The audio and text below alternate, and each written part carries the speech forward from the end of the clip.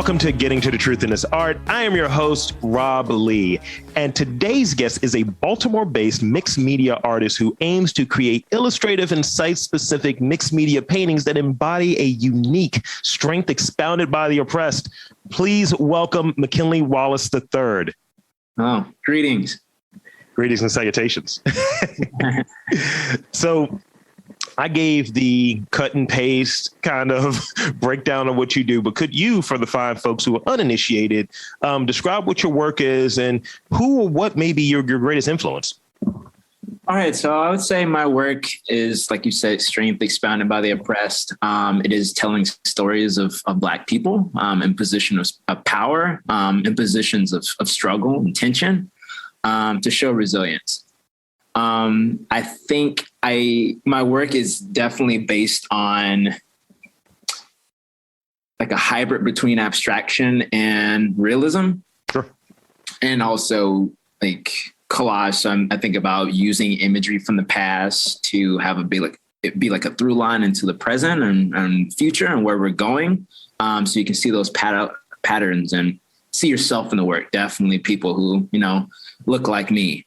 And those that can see more humanity in these individuals depicted. And the way I do that, the way I do it now is in a more timeless quality. For a while, maybe 4 years ago, I was making site-specific work. So working around Baltimore City as an educator and as a community artist. Place is very important to me. So not only race, it also is place and culture. So I would do these very hyper realistic spaces where I would want to just get every single detail to honor the space. Definitely an homage or just a love for the space that I frequent for a long time. And then there was a point where I was thinking, it is very much Baltimore, but I feel like I want to, definitely have this more timeless quality. That was definitely about moment and definitely about the time, a specific time in your life for me to reflect on that work. But I also wanted to be like, you can't really tell where it is. And that is the part where you feel like no matter where age you are, or where you are in any city, any part of the world, you can understand the difference between feeling that you're a part of something, that you're belonging versus feeling like you're not. And there's something that's this system or something that you're framed around is not there for you, not there to support you. Sure. So that's how I really got into creating an abstract sort of realistic space where I'd have individuals that are stuck in or escaping from these different spaces, or they're walking towards a space or they're still stuck in a space. There's a black space that's kind of framing my paintings. And then there is a kind of a smaller space that's towards the center framed. The white space represents systematic oppression, white supremacy, any sort of like oppressive power that I feel like is attached to whiteness. The black space is really any sort of embrace from Black culture, Black pride, Black love, Black joy, Black resilience, Black magic, Black boy, Black girl, whatever you say, where the individuals that are either trapped in this white space, I'm having these stories of where they're there and they're still having this sort of position of feeling like they know who they are, but there's this almost bit of isolation that are around them. They have this sort of confidence, but is this unease because of that isolation, or you just see that there's like a darker figure in shadow, or this Black individual, and then it's such a stark space where you feel like there's nothing there that has any color.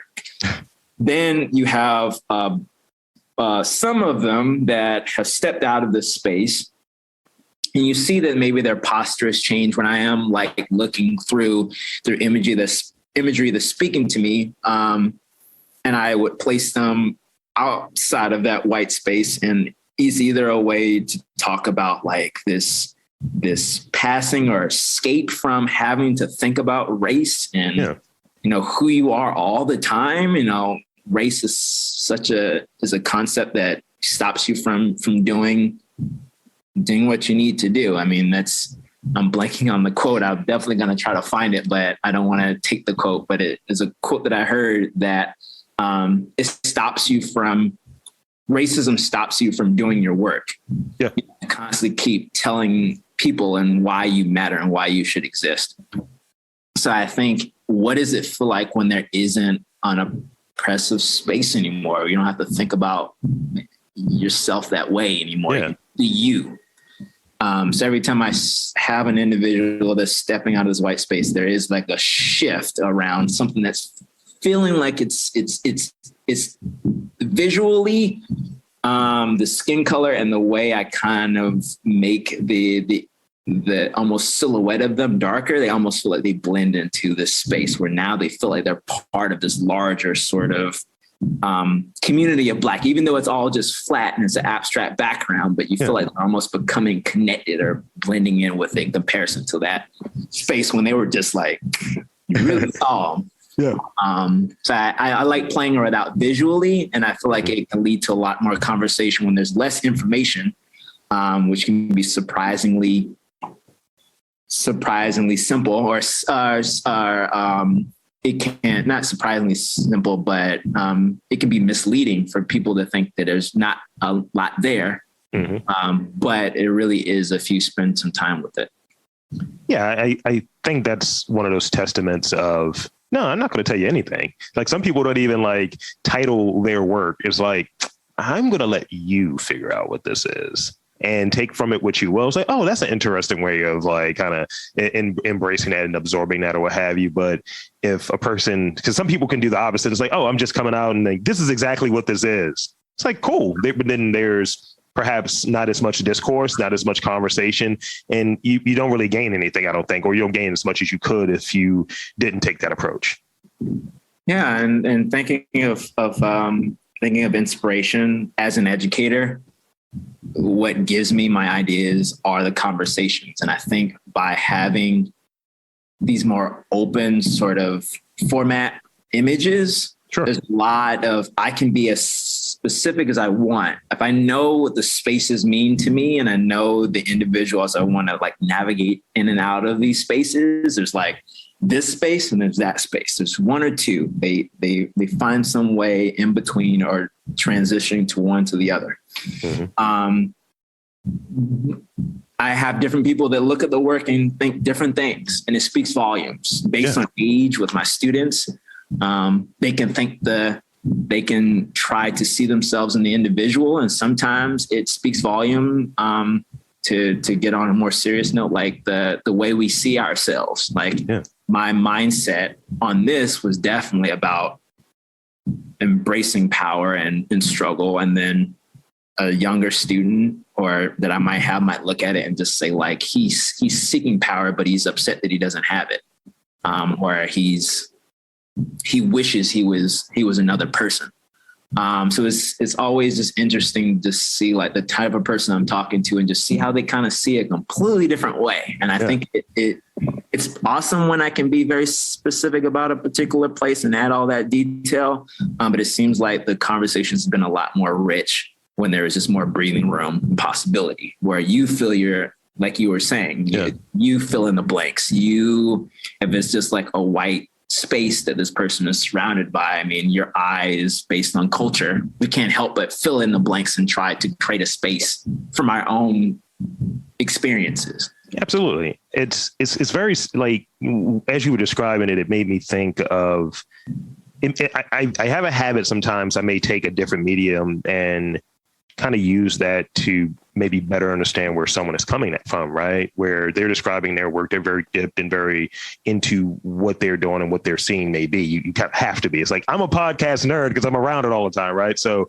when I think of pop culture and I think of what Sam Esmail from Mr. Robot was saying in this interview, and he's like, why does everybody need to know everything? He's like, why do you need to know? Why do I need to spoon feed it like to you? And he's like, just absorb it and take from it what you will. And I've kind of been riding that wave because there is at least I think this transition of people are feeling like, well, I need you to tell me what it is because I don't want to be wrong.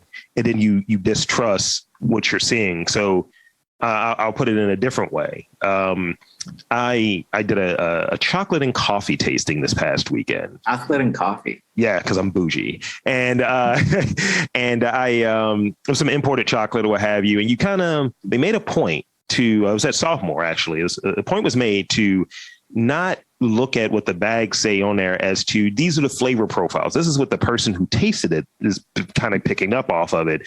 Your experience, your taste, your palate is going to be different from what you've experienced. So they made a habit of, let's turn these bags around. Taste it. What are you tasting? And people are like, I'm not sure if I'm tasting. No. What are you tasting?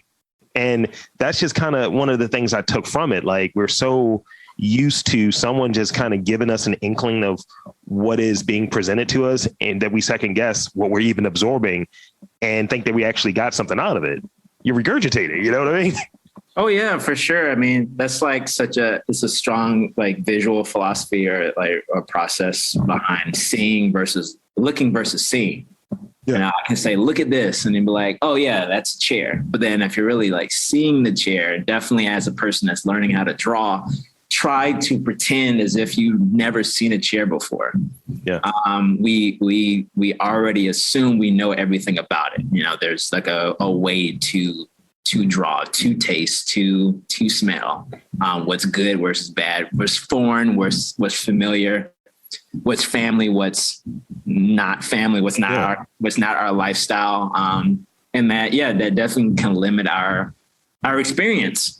I mean, future experiences. Yeah, it can. And then no, that's definitely part of, our, we do that for a reason, to understand, like, if we think of our basic needs of comfort and to avoid danger. I mean, we need some of those things to know what's like, what do we like, what we don't like. That might be a snake, But there are definitely like moments where we can just like miss out on just really looking and taking things in, or taking in those new possibilities that can be like life-changing experiences that we can put in our bank. Yeah. And then we'll have another experience, and then we have to kind of just adjust what we think we know. So, yeah. I liked how you described just kind of earlier as it's a richer experience. Like that's the thing. Like sometimes I get like frustrated when it's like, people don't get it, man. And I do that. And it's like, that's not right. It's like they get it in a different way. And I think if you come from a spot where everything is valid, that's a good spot to really come from, and then come to maybe one of the things one of my friends would say in an approved upon reality, or a way of processing this. So you're an educator as well. Speak on the importance of education as a creative person. You're on the other side of it now, of kind of doing both. You're creating and educating. That rhymed unintentional. But speak on the importance of education for your creative process, you being a creator. I think it's a constant. I see it as a game, like in the most. It's like lighthearted, but also serious. Like it depends on the day, it depends on the conversation. But a game's still the same, because games can be serious, but I feel like it's just like, I fail, I try again, I work on it, I learn how to communicate something better. I'm communicating it to someone else, like meeting somewhere where they're at, trying to communicate, making a mistake again, trying. So it's like definitely this training period of like, let me try something, let me practice, let me train, let me work again, hit it again. No, didn't hit the mark. I'm a little rusty. Let me work on that muscle again. Yeah. I think of the term like exercise your brain as much as possible. So I'm teaching at Benjamin Franklin High School in South Baltimore, and I think the class is mandatory for all the students. So a lot of students are like, I don't want to be here. Oh my gosh. But there's nothing like when you finally, there's a click, and trying to get them to embrace failure. I mean, there's such a stigma around failure. You're being in education, you're meant to learn. You're not meant to just continue feeling comfortable where you're at. So I like that in education, at least in whether it's art class or any sort of, extra learning, you're trying to learn some new perspectives that you might not have thought of, or that is out of your comfort zone. Mm-hmm. It's set up for you to make a mistake and then learn from it, to adjust. And I think I enjoy that in education. I can put myself out there. I mean, every day is like, it could be a disaster, or some days it can be amazing. Like I can spend hours on trying to get like a presentation just right, and it bombs. And then sometimes it just comes out and it's like, great. And I thought maybe I should have spent more time on it, but the time of the day, the way the students were, mm-hmm. It just kind of worked. And then I was like, wow, you never know what you're going to get when you educate. And it's always just an opportunity for you to practice how you communicate, definitely as a teacher. Mm-hmm. And how do you communicate something? If the mastery of something, I really do believe, is how can you break it down to its like essence, like to its basic thing, without simplifying it, without the I guess negative form of simplification, just like, oh, it's watered down, which is not, it's not interesting anymore. You're not getting anything from it anymore. Not that, but I mean, just like getting to a meat where you don't have all that fluff. You can just teach it to any age. You can still have those sort of understandings. So I like that. My work, definitely the work I'm doing now, that a lot of my stuff was definitely more charged, but this one is a lot more subtle, where I can really show it to any age group. And I feel like I can still talk about the same things when we talk about any sort of social justice issue. Mm-hmm. It is based on belonging. And I feel like, or not, and that's something that every student, any age, any person can understand. And then we can build on that. See, I think it's because I'm old that because I'm seeing because I have as I mentioned before, I'm able to understand what you're saying and be able to put it in terms that may be applicable in a different way. Like when you were talking about like kind of being more comfortable with failing, because it's an opportunity to learn, right? So we are afraid of that so much. We just won't do things. And I love baseball. I love like stand-up comedy, right? So baseball, for instance, you're considered a good batter if you fail 7 out of 10 times. You're a failure more often than not, but you're batting over 300. And it's like, you're going to strike out a lot. You're going to fail a lot at this, but you're still considered good with failing more than half of the time. So it's like, it'll humble you ultimately. Or you mentioned this is going to bomb. That's a term that they use in stand-up comedy all the time of, I'm going to go there to these different venues and try out this new material, try out these new jokes to see how the audience is receiving it. And you have to go up there. You're really you got to get rid of the ego, put it in. Oh yeah. Put it behind you. It's definitely a performance. It's a risk. And I think the way that you described it as a game, that relates to when you're learning something new. So like I work in data. I'm a data analyst in a college, and in working in it, it's just like, it can be boring. It could be just pressing buttons, where it keeps me interested because I'm going to fail at something. It gives me the opportunity to learn something. I was like, I'm not going to let this beat me. I'm going to figure out a different way to do this. And I think that's ultimately growth. That's ultimately the thing that keeps you there. And I think it can be applied to various things. But I think that key thing is, when someone is like doing something creatively, and I think it was very, very interesting how you describe like can you maybe do something that's not as charged to make it more applicable for various audiences, right? And having that crossover appeal kind of view. I look at, again, maybe someone that is, using the comedian term, right? They work blue, or they work something that's a little more charged, a little bit more out there, can you still get across your point, quote unquote? Are you still funny? Are you still interesting without using 4-letter words and still get it across? That's that true testament. Are you mastering your thing? Are you really growing in it? Are you taking in that feedback? And I think that's the way when you're in the matrix. That's when you're kind of learning these things. That's at least that's my take.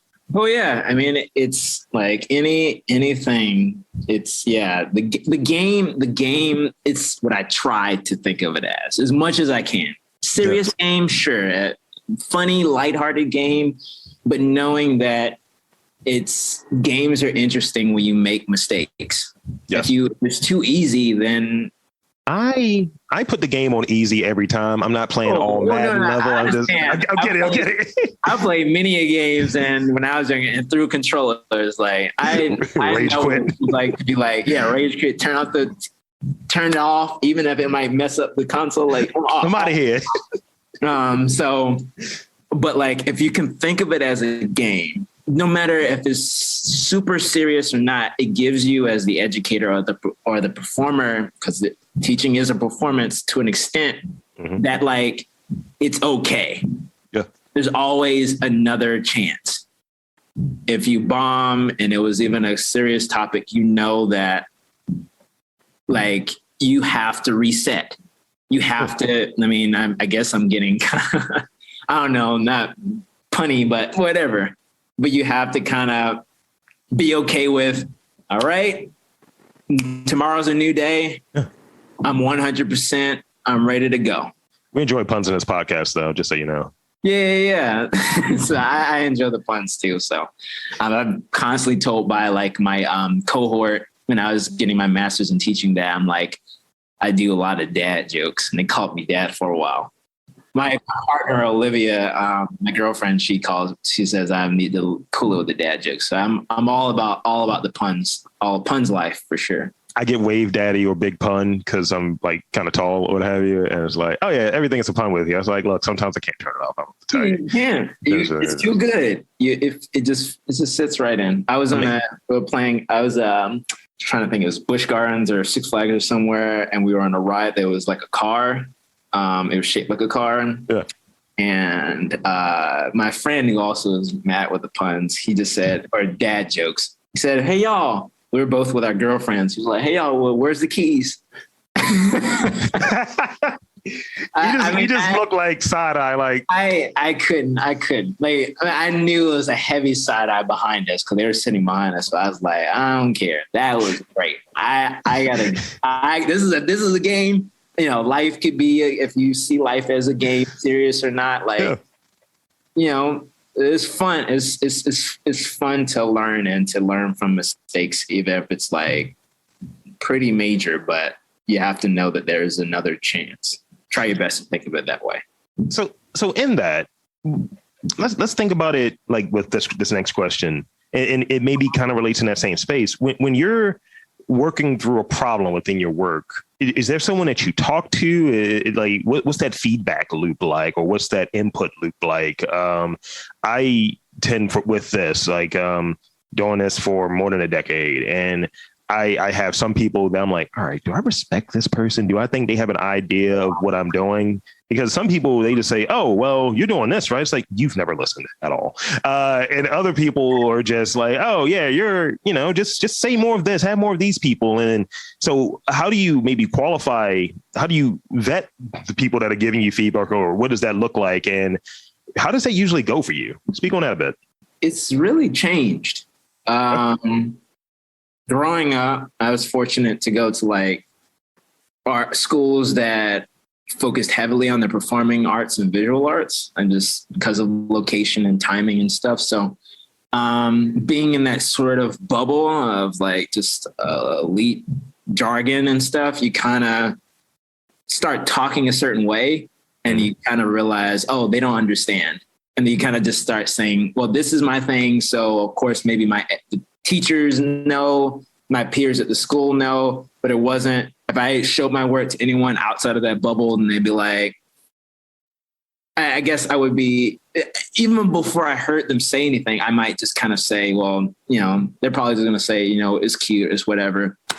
But it's a lot of the time it's because I just haven't asked the right questions, or I haven't like framed it in a way that allows someone who might not have been in that bubble to like access the work to give me something that I find useful, or that I'm helping them help me. You know, if they're there to help me, I have to give them an access point.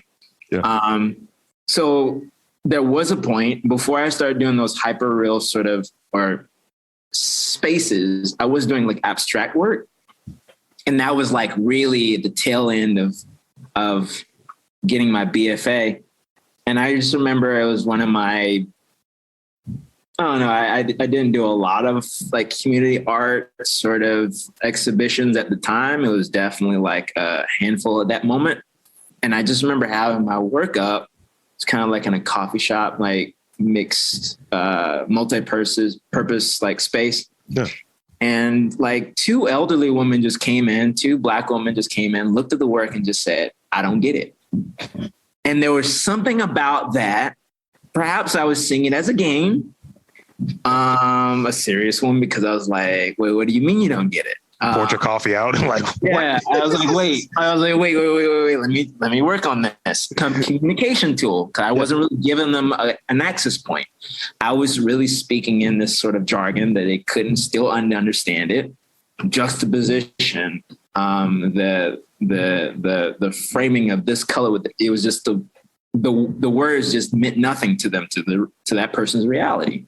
So at that point, for me as an educator and a person that likes to communicate, and I was like working as a docent for a little bit at the time at the Walters. So I was like, how can I not communicate this well? Yeah. It's my work. I talk about other people's work all the time. I can't talk about my own. Right. So it shifted my work into being more accessible visually, more like illustrative. Yeah. And allow people to get into it. The content message didn't change, but it was just something that was related to their lives. So I think now when it comes to getting feedback, I'm open to many perspectives. I mean, of course, there's definitely levels to it. I feel like the people that I ask the most are artists at all. It's my partner Olivia and my mom. Like that would be like if I can sometimes be very like, what do you mean? This is what I really want to do. Like, no, that's trash. Like not trash. I wouldn't say that to any of them, but I would be like, that's when my emotions would really come out of being like me, like raw. Like that's when I open myself up, like raw. And then I'm like, then I feel like I'm in a space to really just push up against what they're saying. Yeah. And there's another tier where I ask other artists that I'm good friends with, but there's definitely levels to it where like I hear what they're saying and I listen and I'm just kind of thinking, all right, that's good. I'm hearing what you're saying. Let me take that in as a lot of listening and active listening and asking lots of questions that way. And then it just keeps getting further and further towards, it's just another sort of comment that I can just put in my Rolodex of just like, this might not be a good direction to go in if this is the audience I'm trying to reach. Right. That's really when it's a larger community and it's just like, who is my targeted audience? I'm curious about what people might say outside of my targeted audience. So I can just get a full perspective no matter where my art might be.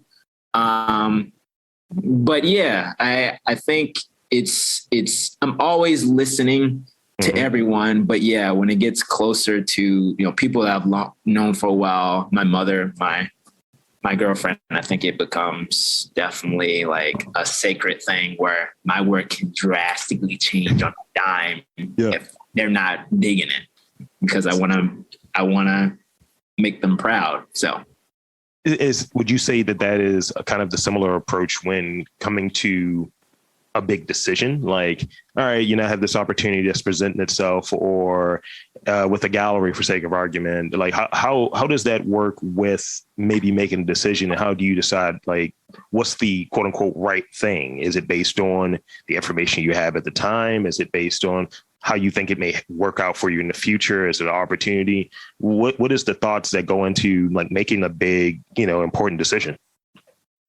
I think I don't know when exactly it happened. I think towards a little bit before the beginning of the pandemic. There were a lot of opportunities for me to like show my work in multiple places at once. More opportunities for these organizations to be like, we need to just support artists and just reach out more and provide more opportunity, more funding. So I started to get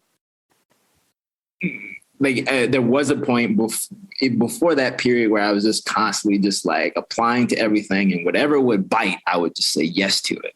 But then there became a point where, I don't know, like a little bit before the pandemic, where people are reaching out to me more and I'm reaching out, which I still do at a pretty high frequency, but where I can just start saying no to things.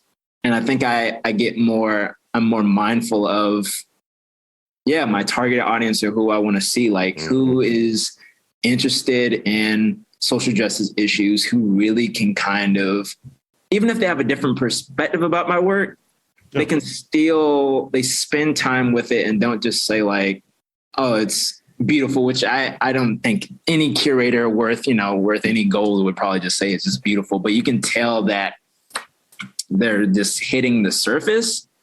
And then sometimes when they just ask the questions like, why did you choose this image? Why did you choose this time period?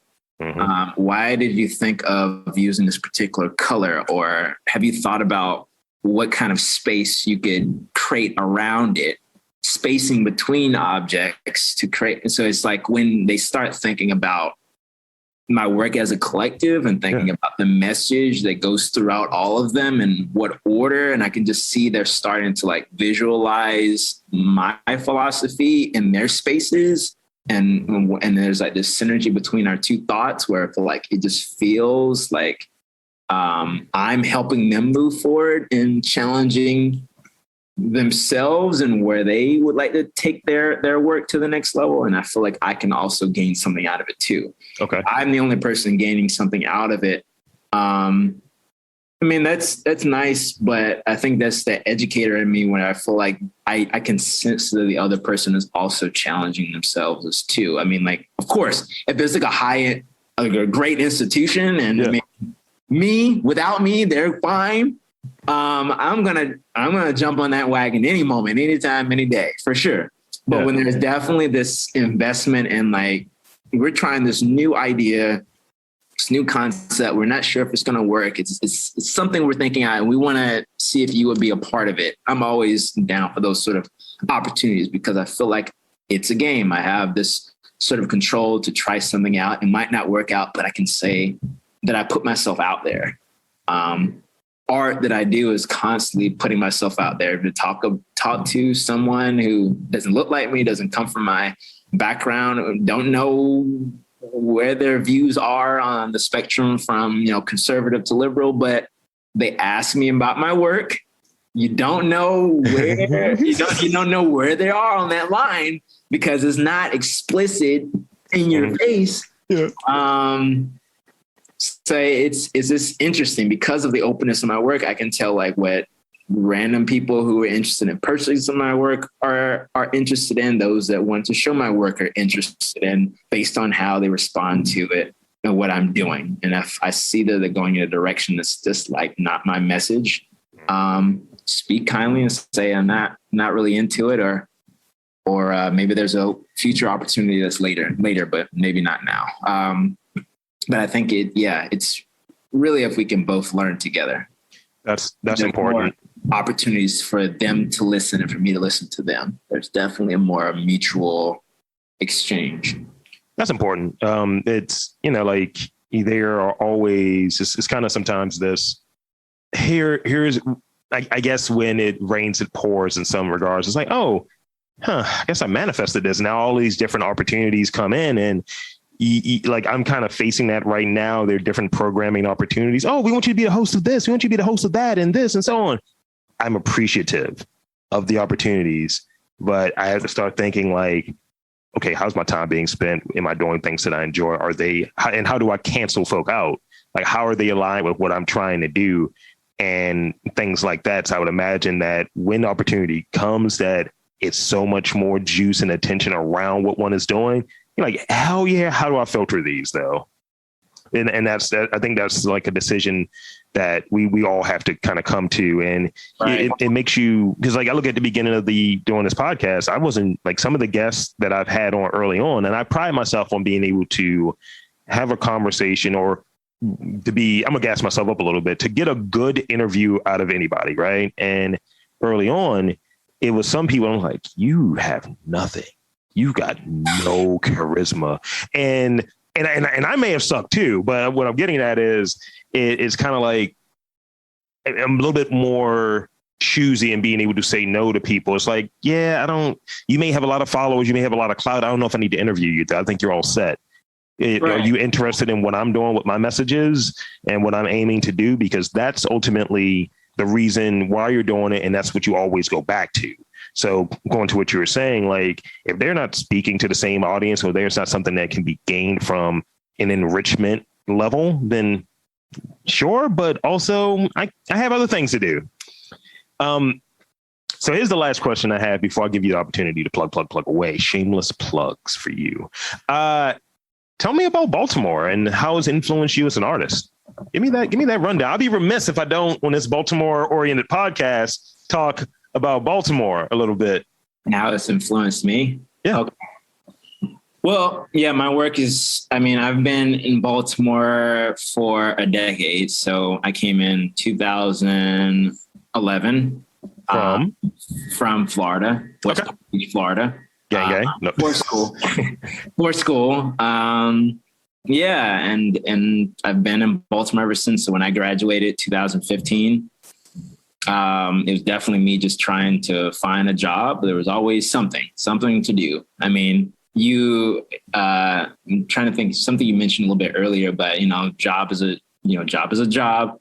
And I did a lot of random jobs. But it was something for me to do at the time. And I enjoyed the people. I enjoyed the nightlife. It just was nice for me to still be here. I didn't have a reason to leave. And I just got more and more connected with just the strong sort of grassroots organizing that is just like quintessential to Baltimore's resilience in many facets. Definitely when after the death of Freddie Gray, there's like a huge boom of a lot of creativity to connect with others, whether it's you're talking about the boom in murals, more opportunities for artists to share their work, more artists talk or book signings, wherever, these conversations in different hubs that I feel like were very much rooted in social justice issues and to have honest conversations. In 2015, my work did shift from just basic portraiture to talking about Black experience. Yeah. And I think like if I wasn't here during that troubling time, who knows where I would have been, because I was either getting bored with what I was doing. Yeah. I didn't know really how to talk about it. I just said, the people I care about, and I painted them. I didn't think about the questions like why these people, why this age group, who are you trying to reach with this sort of painting? Are you just trying to do it just to, sell it, or is it something that's actually feeding you and you're learning something from it? And I think by being in conversations of Baltimore City, it being like race and culture being such a strong topic, and for it to be something that's constantly challenged, is seen as the underdog from, the outside in. I think it's just a great opportunity to, with affordable living and the people that are living here, a strong artist community, that I can have, there's enough flexibility for me to fully invest in something and feel like I am not putting all of my eggs in one basket, where I feel like, okay, I did something and I can move on and learn from it and move on to something else. But at the same time, I can build relationships. I'm not a person that really burns tries not to burn bridges. I mean, it's like I can try different things. People are coming up with different concepts, ways to have these gatherings around some sort of collective understanding of whatever topic. I can put myself in it, invest as much as I need to, and then someone there, small Baltimore, I can find that opportunity in another space and meet new people, and just like I feel like I know a lot of people in different areas, and I like that I can reach them at any time based on where I'm living. Like I have an easy time navigating to any part of Baltimore, and it being so diverse racially, culturally, idea oriented ways too, to just feed me and to make sure that I can make sure that my work is relevant.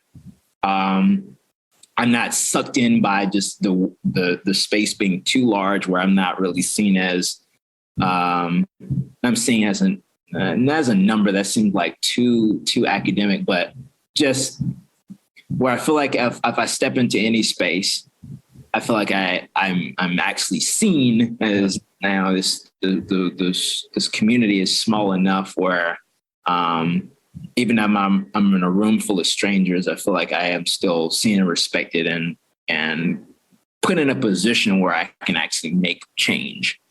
I can actually challenge people with my work, and they can remember what I said and what I did. And I can see them in other places too. We can build on things together. Not saying that's not like in other cities, but for me, whether it's as an educator, as an artist, I also have done theater. I feel like I just see people in different spaces, and they see me in different lights. I see them in different lights, and we're not too far apart. That's great. It's that I've heard about the accessibility thing being really big, and it's like, there's so much opportunity that you can do really well, have really interesting relationships with folk here within the community, or communities rather, and just do really well. And there's a certain stamp of like credibility here too, because everyone is doing so much. It's like a really concentrated city of like people doing good stuff, and it's accessible in a way that, to your point, people were like, oh, I know you. I recognize you. Yeah, you're doing all types of good stuff. May not know your name, but knows your work. Like, know you, seen your work. Yeah, like, when I encounter people just out there, and like I said, I've been doing it for more than a decade, and this like last couple of years, really concentrating like the last 6 months, we're all wearing masks. And like, yo, you're the truth in the art guy. I was like, oh, do a great podcast, man. I was like, okay, you're on a scooter. Can you pay attention to what you're doing?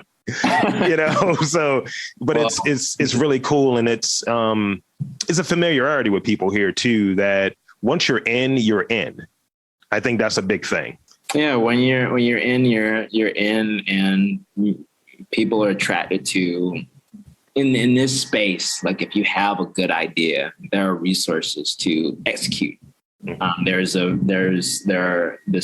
like in this city, not saying that other cities aren't like this, but just based on my experience that makes me want to stay, is that the resources are there and everyone is looking for the next good idea. Yeah. And we'll follow through with it. Yes. It's not like just check, we did it. Some spaces there are. I'm not saying all of Baltimore is perfect. True. Depending on who has the money and the power to provide those funds and those resources.